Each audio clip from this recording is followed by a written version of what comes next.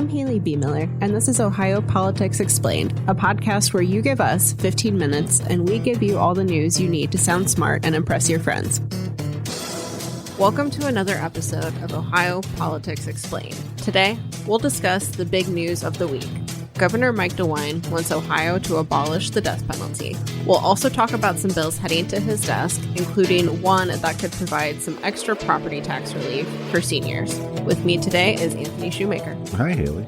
Let's start with the death penalty. After months of hinting at an announcement, DeWine called on lawmakers to eliminate capital punishment. Here's what he had to say. The moral justification I had for voting for the death penalty simply no longer exists. For the state to take a human life, there must, in my opinion, there must be evidence that in doing so, it will help protect the public, that the threat of that action will deter someone from committing murder.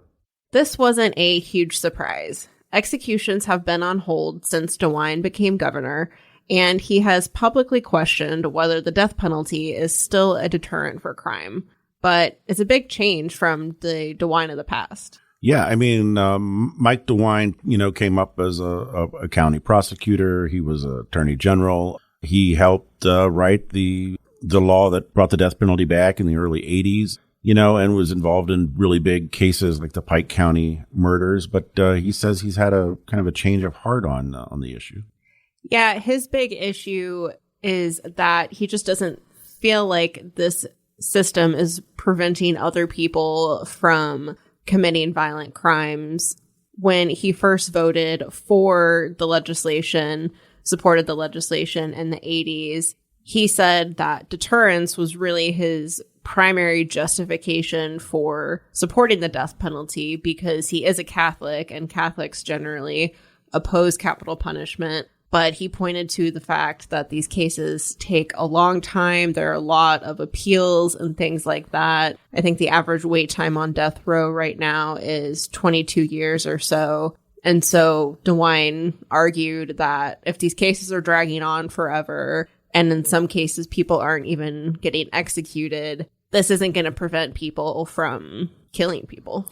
Yeah, I mean, the current system obviously isn't working. I mean, people are dying waiting, their natural causes, suicides and stuff like that before all of these appeals and everything get through the system. And, there's also, is the death penalty distributed fairly? More than half of the people on death row in Ohio are African American. Obviously, how much money you have to pay for a defense can make a difference. So there's other factors as well that play into this. Right. And DeWine also talked a lot about the toll that death penalty cases can have on everyone involved. He talked about the victims and their family members. He talked about corrections workers, juries, people who have to see these sentences carried out, see people get executed. He just made the argument that this is just a really difficult thing for a lot of people to bear, especially when you're dealing with cases that go on for decades. Yeah, and the other interesting thing that you pointed out in your reporting this week was, that report from the Ohioans to Stop Executions saying that 1 in 5 people Ohio executed since the law came back in 1981, 1 in 5 was exonerated. Right. Now, it's unclear and honestly unlikely that lawmakers are going to heed DeWine's call. There is bipartisan support in the legislature to repeal the death penalty, but a lot of Republican leaders, key Republican lawmakers, want to keep the death penalty in place and argue that DeWine has actually been violating the law more or less because he has refused to let these executions proceed. And interestingly, the next execution on Ohio's calendar, at least for now, is 2 days after DeWine leaves office. Yeah, I mean, the timing of this is kind of awkward. It's like, the lawmakers are done for the summer. They're not coming back until after November. So nothing's going to happen on this. They're not going to vote on anything dealing with the death penalty by the end of the year.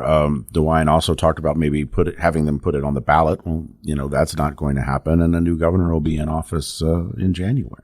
Yep. And DeWine did not say during his news conference this week if he's considering using his clemency powers to commute sentences or anything like that. That would be one thing that he could do on his own as governor of the state. But, at least for now, that doesn't appear to be on his radar. Yeah. And, what started all of this was, the issues with the drugs that Ohio uses for lethal injection. And you've currently got some legislation in the works to maybe look for a different way for Ohio to execute prisoners. Yeah, it'll be interesting to see how all this shakes out in the rest of this year and what happens when we have a new governor. So let's pivot to the property tax relief that I mentioned. Lawmakers approved $350 million for Ohioans who receive the homestead exemption, which generally applies to seniors and people with disabilities. This is a one-time tax credit that will appear on next year's tax bills and amounts to about $500 per person. The group that wants to abolish property taxes already said it won't make the November ballot, but this move to me signaled that lawmakers know this is still a really big problem for people. Yeah, and I mean, it's not going to solve the problem, but it does help the people who probably complain the most about property taxes. Your senior citizens who've already paid for their homes aren't working anymore. For them to get $500 back for property taxes it's a good gesture, but it doesn't solve the problem.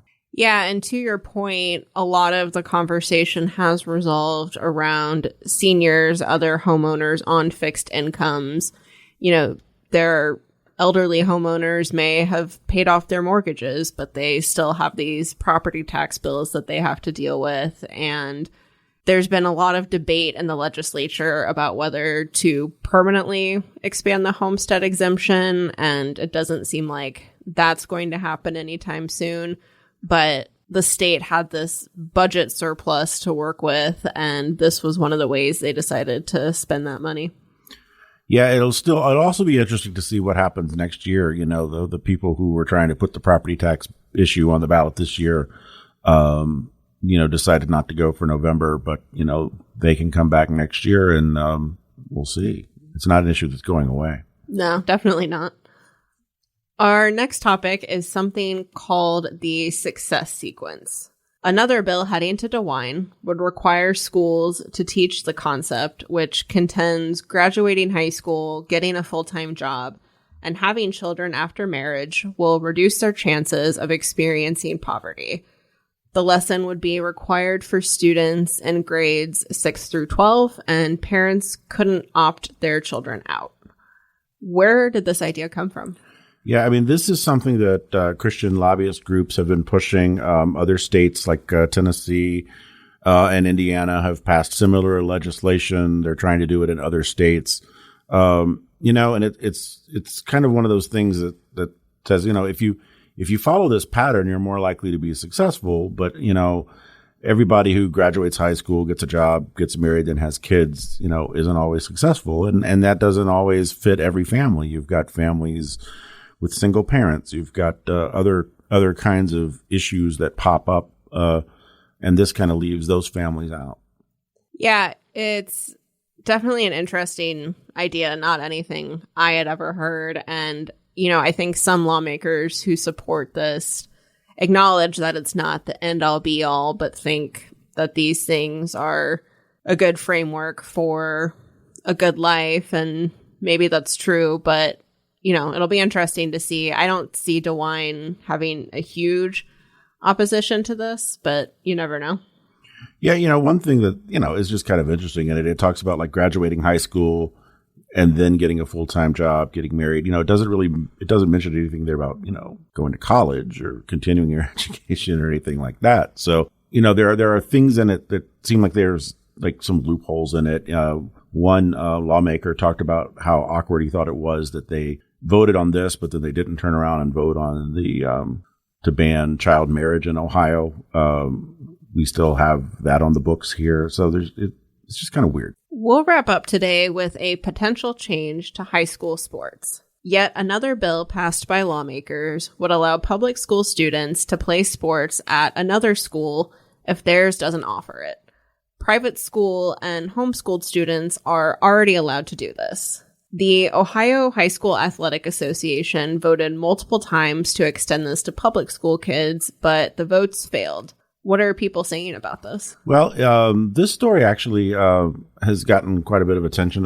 It did well online when we posted it. This impacts a lot of people because, not every high school offers the same sports. Some schools don't offer hockey, or they don't have enough kids to make up a soccer team or something like that. So this is a really big deal for the students who want to play in those sports. It is raising some flags about, recruiting or creating some kind of super teams or could some kind of cheating happen. So they're putting in some protections against that sort of thing. But there's a lot of interest in this. Yeah, I think, there are certainly schools that maybe don't have as many students or resources to put on sports and extracurriculars that people may want to do. To your point about the guardrails around this, one of the things in this bill would require students to start with another high school in their same district before going to a completely different district. Superintendents from both schools would have to sign off on it. And this next one seems obvious, but pretty important, that students couldn't participate in the same sport at more than one school in the same school year. You'd have a student playing themselves somehow. That doesn't seem great. So yeah, but you think about some of the smaller school districts. A lot of times, they may only have one high school, so they're gonna be looking at the schools around them where they could maybe go to play the sports that their schools don't offer.